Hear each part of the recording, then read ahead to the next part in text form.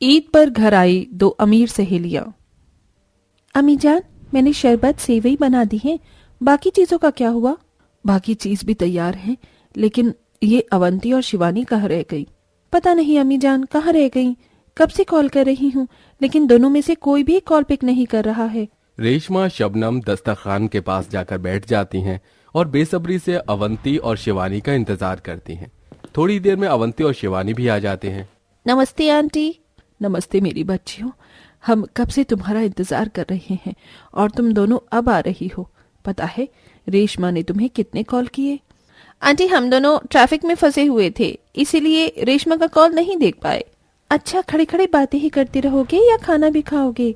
अब सभी लोग ईद के लजीज पकवान खाने के लिए दस्तरखान पर बैठ जाते हैं। आंटी, आप लोगों से ज्यादा तो हमें आपकी ईद का इंतजार रहता है। आपके हाथ की सेवई का तो कोई जवाब नहीं। और ये मटन के कबाब, आहा आहा। आंटी, अगली ईद पर आप हमारे लिए मटर पुलाव जरूर बनाना। हमें आपका हाथ का मटर पुलाव बहुत अच्छा लगता है।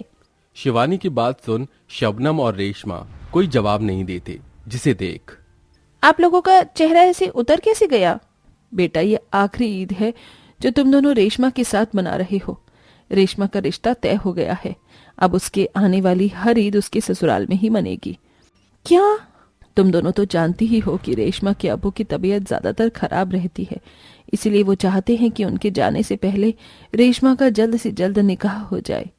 रेशमा, लेकिन तूने कुछ दिन पहले ही शहर की सबसे बड़ी पेंटिंग कंपटीशन में पार्टिसिपेट लिया था। तूने इतनी मेहनत से उस कंपटीशन को जीतने के लिए पेंटिंग बनाई थी। अब उस कंपटीशन और उस पेंटिंग का क्या होगा? मैं जानती हूँ, मैं इस कंपटीशन के लिए बहुत ज़्यादा एक्साइटेड थी, लेकिन तुम दोनों हो ना, तुम दोनों में से कोई भी इस पेंटिंग कंपटीशन को जीतेगा तो मैं यही समझूंगी कि मैं ही जीती हूँ। रेशमा की बात सुन अवंती शिवानी काफी ज्यादा उदास हो जाती हैं, लेकिन वो दोनों उसकी आने वाली जिंदगी के लिए भी काफी खुश होते हैं। अलग मजहब और धर्म होने के बावजूद भी तीनों की दोस्ती बहुत ज्यादा मजबूत थी। समय गुजरता है और रेशमा का निकाह जुनैद नाम के लड़के से हो जाता है। रेशमा रुखसत होकर अपने ससुराल जाती है, वहीं अवंती और शिवानी पेंटिंग्स की लाइन में अपना करियर बनाने के लिए दूसरे शहर चली जाती हैं। वाह भाभी जान, आपकी पेंटिंग तो काफी ज्यादा सुंदर है। हमें नहीं पता था कि आप शादी से पहले इतनी सुंदर पेंटिंग्स बनाती थी। सिर्फ मैं ही नहीं, मेरी दोनों सहेलियां भी, अवंती और शिवानी, वो तो मुझसे भी अच्छी ही पेंटिंग बनाती थी। भाभी, आप मुझसे वादा करें, निकाह में आप मुझे जरूर इतनी सुंदर सुंदर पेंटिंग बना कर देंगी। मैं तो आपके दिए हुए तोहफे में बस ये सुंदर पेंटिंग ही चाहती हूँ। ओके मेरी प्यारी ननन, मैं तुम्हें इससे भी सुंदर पेंटिंग बना कर दूंगी। रेशमा फलक की शादी में देने के लिए तरह तरह की पेंटिंग्स बनाती है और उसके निकाह पर अपने हाथ की बनाई हुई पेंटिंग देती है, और ऐसे ही कुछ दिन और गुजर जाते हैं। क्या हुआ है आपको? कुछ दिनों से देख रही हूँ कि आप काफी परेशान लग रहे हैं। क्या बताऊं रेशमा, तुम तो जानते हो कि मैंने फलक की शादी के लिए बाहर से कर्जा लिया था और वक्त रहते चुका नहीं पाया। कर्जदार सिर पर खड़े हो गए हैं अपने पैसे वापस लेने के लिए। समझ नहीं आ रहा है क्या करूं। आप उदास मत होइए, कोई ना कोई तो हल निकल ही आएगा। जुनैद ने अपनी इकलौती बहन फलक की शादी के लिए इतना कर्जा ले लिया था कि अब उसे चुकाना भारी पड़ रहा था, जिसके चलते जुनैद को अपनी दुकान और अपना घर बेचकर सारे कर्जदारों का कर्ज चुकाना पड़ता है, और अब वो सभी किराए के छोटे पुराने मकान में रहने लगते हैं। 3 दिन बाद रमजान का महीना शुरू होने को है और घर में थोड़े चावल और दाल ही रखे हुए हैं बस।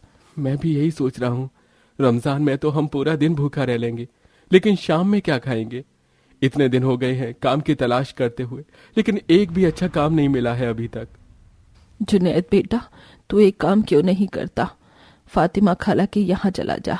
जब उन्हें उनके बेटे के इलाज की जरूरत थी तो हमने उनकी कितनी मदद की थी, और अब जब हमें उनकी मदद की जरूरत है तो वो लोग पीछे थोड़ी ना हटेंगे। तू जा, उनसे कुछ पैसों की बात कर। नजमा की बात सुन जुनैद खाला के घर जाता है और कुछ देर में वापस आ जाता है। आप इतनी जल्दी आ गए? और नहीं तो क्या करता, खाला ने साफ साफ मेरे मुंह पर इनकार कर दिया कि उनके पास हमारी मदद करने के लिए कोई पैसे नहीं है।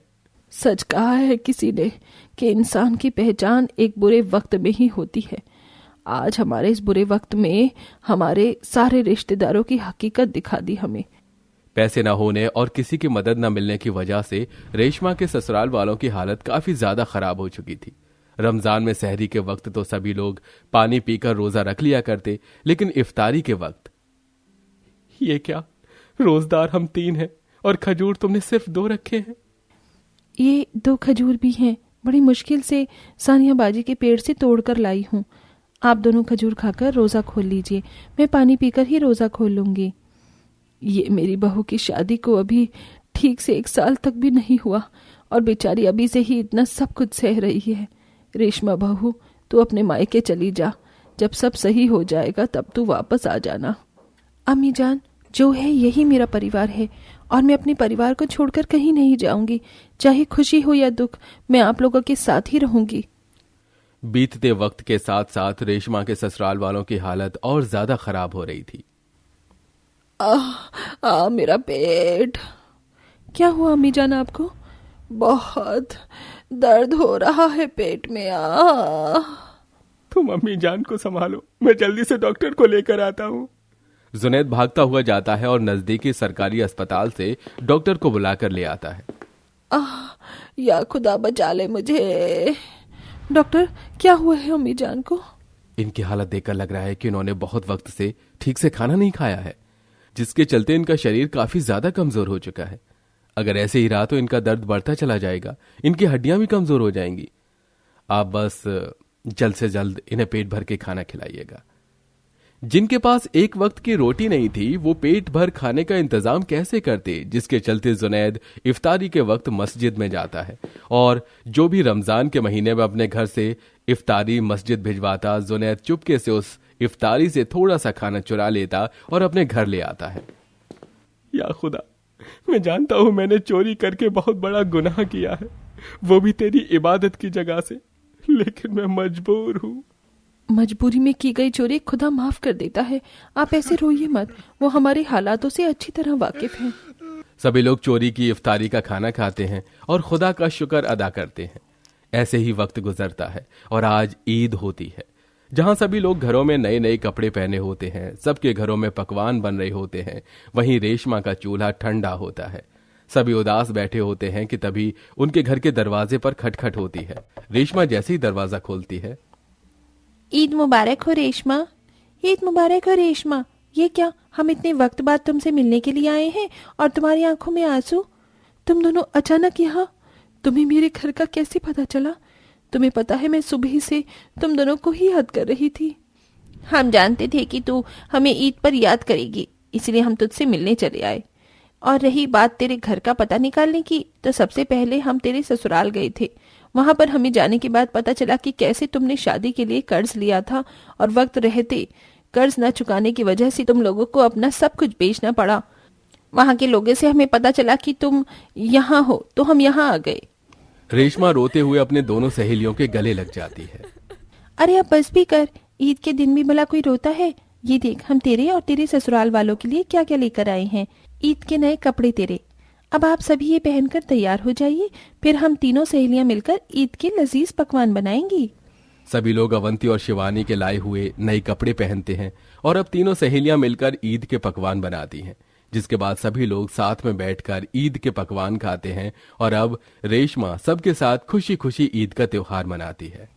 ये लो, ये क्या है? एक मशहूर पेंटर मिस्टर जावेद खान का कार्ड है। क्या? जावेद खान? हम जानते हैं कि तू इनकी बहुत बड़ी फैन है।